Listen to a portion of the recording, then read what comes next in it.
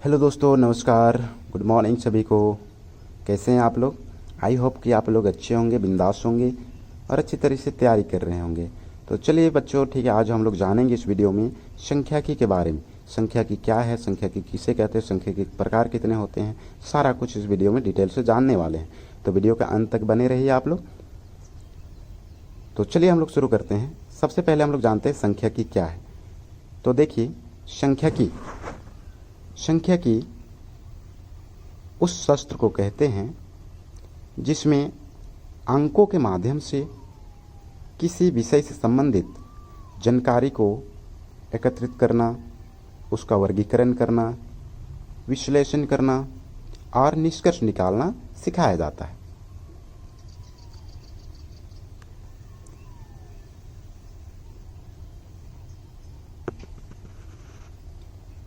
परिभाषा, चलिए उदाहरण देख लेते हैं हम लोग। उदाहरण के लिए मान लीजिए किसी विद्यालय में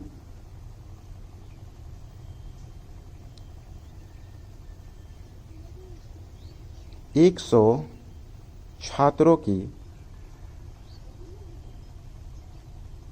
ऊंचाई मापी जाती है।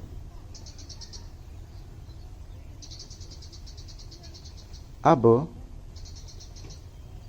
इन आंकड़ों को जोड़कर औसत निकालकर और तुलना करके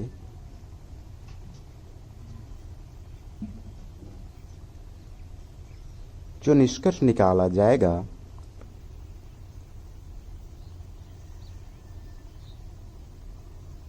वही संख्याकी कहलाती है। मतलब जो निष्कर्ष निकलेगा, ठीक है, वही निष्कर्ष को हम लोग क्या कहेंगे, संख्याकी कहेंगे। आई होप कि समझ में आया आप लोग को। चलिए तो हम लोग आते हैं नेक्स्ट। तो हम लोग देखते हैं यहाँ पर संख्याकी के प्रमुख कार्य को, संख्याकी के काम क्या है। तो देखिए बच्चों, संख्याकी के 5 कार्य होते हैं। तो पहला है आंकड़ों का संग्रह करना, आंकड़ों को जमा करना, इकट्ठा करना, एकत्रित करना, ठीक है। दूसरा है आंकड़ों का वर्गीकरण करना, मतलब आंकड़ा जो होता है, नंबर जो संख्या जो होता है उसको बांटना, उसको हम लोग कहते हैं आंकड़ों का वर्गीकरण करना, क्लासिफिकेशन ऑफ डाटा, ठीक है। तीसरा है आंकड़ों का प्रस्तुतिकरण करना, जो आंकड़ा होता है हम लोग के पास, जो संख्याएं होती है उसको दिखाना, उसको हम लोग कहते हैं प्रेजेंटेशन ऑफ डाटा। चौथा है आंकड़ों का विश्लेषण करना। विश्लेषण क्या होती है, जो हम लोग सोचते हैं, ठीक है, समझते हैं, उसको हम लोग विश्लेषण कहते हैं। और पांचवा है निष्कर्ष निकालना। तो ये है हम लोग के पास 5 कार्य संख्याकी के प्रमुख 5 कार्य, संख्याकी के प्रमुख कार्य।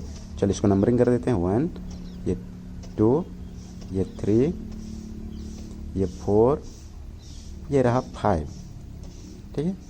तो याद रखना है। अब देखते हैं हम लोग संख्या के प्रकार। तो संख्याकी के 2 प्रकार हैं, एक वर्णात्मक संख्याकी और दूसरा अनुनात्मक संख्याकी। तो चलिए हम लोग सबसे पहले देख लेते हैं वर्णात्मक संख्याकी के परिभाषा। वर्णात्मक संख्याकी की परिभाषा। तो देखिए, यह वह प्रकार है जिसमें हम आंकड़ों का वर्णन या प्रस्तुतिकरण करते हैं। फिर से मैं रिपीट कर रहा हूँ, वर्णात्मक संख्याकी के लिए यह वह प्रकार है जिसमें हम आंकड़ों का वर्णन या प्रस्तुतिकरण करते हैं, यानी आंकड़ों को एकत्रित करके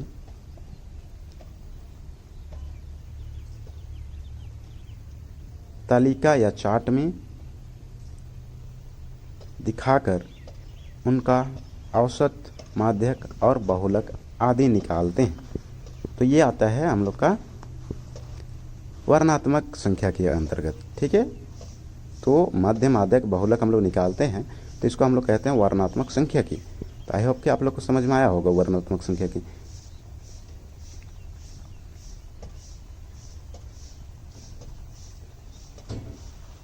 नेक्स्ट देखते हैं हम लोग, फिर से मैं रिपीट करा दे रहा हूँ वर्णात्मक संख्या की। देख लीजिए यहाँ पर डिस्क्राइटिव स्टैटिस्टिक्स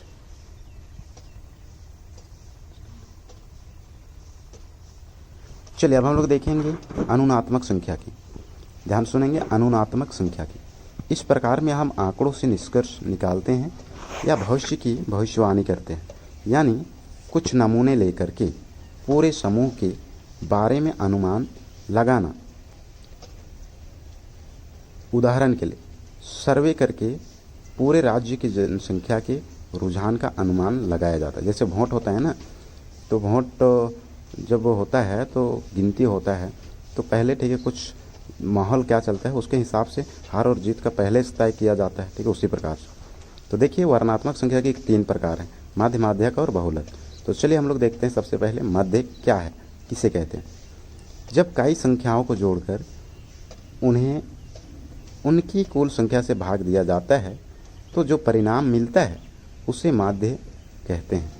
देखिए यहाँ पर माध्य परिभाषा, यहाँ पर सूत्र है, माध्य निकालने का सूत्र है माध्य बराबर सिग्मा एक्स बट्टे का एन, जहाँ पर सिग्मा एक्स क्या है, सभी संख्याओं का जोड़ है, ठीक है, और एन बराबर क्या है, जितना ठीक है संख्या है उस संख्या का नंबर, ठीक है। तो चलिए हम लोग उदाहरण में देखते हैं।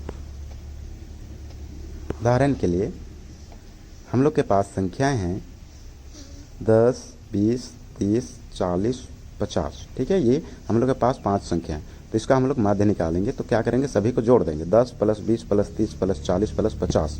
अब कितने हैं, बट्टे में क्या लिखेंगे 5, तो 150 बट्टे का 5 बराबर 30, इसलिए माध्य कितना आ गया, 30 आ गया। तो चलिए अब हम लोग देखते हैं माध्यक के बारे में। माध्यक, जब किसी आंकड़ों के समूह को छोटे से बड़े क्रम में रखा जाता है तो उस क्रम में जो बीच वाला मान होता है उसे माध्यक कहते हैं। जो बीचे में जो आता है, जब किसी आंकड़ों को हम लोग किसी संख्या को छोटे से बड़े क्रम में रखते हैं तो बीचे में जो आता है उसी को हम लोग माध्यक कहते हैं। जैसे उदाहरण के लिए देखिए विषम संख्या वाले आंकड़ों के लिए, विषम संख्या वाले आंकड़ों के लिए, ठीक है। जैसे यहाँ पर संख्या हम लोग के 5, 7 और 9, तो यहाँ पर बीच में कौन है, 7 है, और विषम संख्या है 3 8 है, तो मतलब विषम है। तो पहले से क्रम में है, बीच में आने वाली संख्या 7 है, इसलिए यहाँ पर माध्यक कौन हो जाएगा, 7 हो जाएगा। अब नेक्स्ट देखते हैं हम लोग बहुलक के बारे में। बहुलक वह मान होता है जो किसी आंकड़ों के समूह में सबसे अधिक बार आता है, यानी जो संख्या बार बार दोहराई जाती है वही बहुलक कहलाती है। मतलब जो सबसे ज़्यादा बार जो आएगा ना उसी को हम लोग बहुलक कहते हैं, ठीक है। उदाहरण के लिए संख्या है हम लोग के पास 2, 4, 4, 6, 7, 8। यहाँ पर 4 2 बार आया है और बाकी के सब केवल एक बार आए हैं, इसलिए यहाँ पर बहुलक कौन हो जाएगा, हम लोग का 4 हो जाएगा, क्योंकि 4 सबसे अधिक बार आया है, ठीक है। तो आई होप कि आप लोग को समझ में आया होगा बहुलक। अब देखते हैं हम लोग बहुलक 2 कैटेगरी के होते हैं। असमूहित डाटा के लिए, तो देखिए असमूहित डाटा के लिए बहुलक, यहाँ कोई फार्मूला नहीं होता है। जब असमूहित डाटा होता है उसके लिए बहुलक का सूत्र कोई भी नहीं होता है। इस स्थिति में बस जो संख्या सबसे ज़्यादा बार आती है वही संख्या क्या होती है, बहुलक होती है। उदाहरण के लिए फिर से देखिए, संख्या है हम लोग के पास 2, 4, 4, 5, 6, 4 और 7 है। यहाँ 4 सबसे ज़्यादा बार आई है, कितना बार आई है, 3 बार, और बाकी के सब एक एक बार आए, इसलिए यहाँ पर बहुलक कितना हो जाएगा, 4 हो जाएगा, ठीक है। आई होप कि समझ में आया होगा। तो बच्चों ये थी संख्या की, जिसको हम लोगों ने डिस्कवर किया। अगले वीडियो में हम देखेंगे इनसे संबंधित प्रश्नों को हल करने के लिए। यदि वीडियो अच्छा लगा हो तो मेरे यूट्यूब चैनल JAI को लाइक, शेयर, सब्सक्राइब जरूर कीजिए और साथ में कमेंट करना बिल्कुल मत भूलिएगा। तो मिलते हैं नेक्स्ट वीडियो में, तब तक के लिए सभी को जय हिंद, जय जोहार, धन्यवाद।